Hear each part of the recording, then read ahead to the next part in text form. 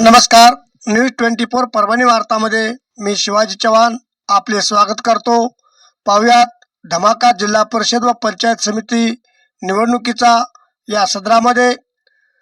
आज जिल्हा परिषद व पंचायत समितीच्या सार्वत्रिक निवडणुका अत्यंत शांततेत संपन्न झाल्या.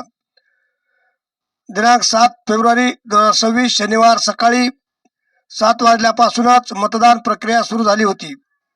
तर परभणी जिल्ह्यातील शेवटचा जिल्हा परिषद गट क्रमांक 54 राणी सावरगाव व पंचायत समिती गण राणी सावरगाव व पिंपळदरी गणात आम्ही पाहिलेले असताना या ठिकाणी मतदान प्रक्रिया सुरळीत व शांततेत पार पडताना निदर्शनास आली.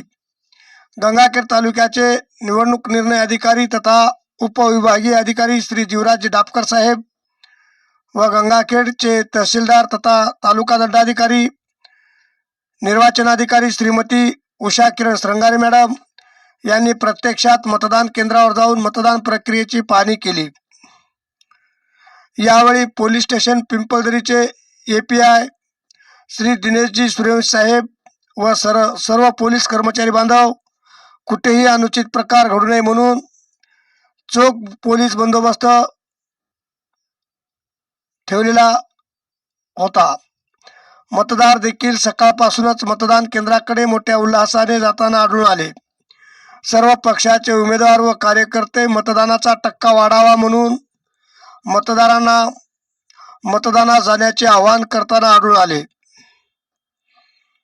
एकंदरीतच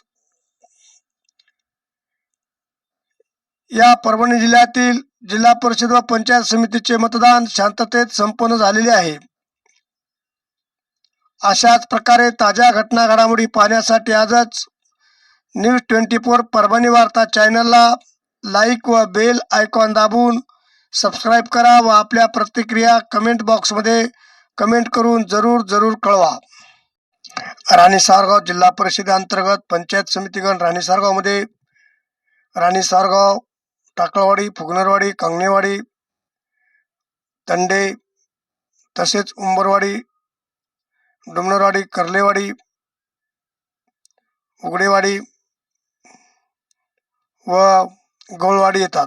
तर पंचायत समिती गण पिंपळदरीमध्ये पिंपळदरी, धामपुरी, निळानाईक तांडा, सायबेट, वाघदरी आदी गावे येतात आणि या सर्व गावामध्ये अतिशय उत्स्फूर्तपणे मतदारांनी मतदान केलेले आपल्यास पाहावयास मिळते.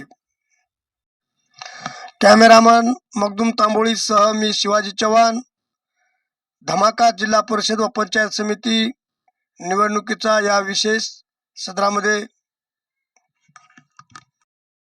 याच बरोबर आजचे बातमीपत्र संपले.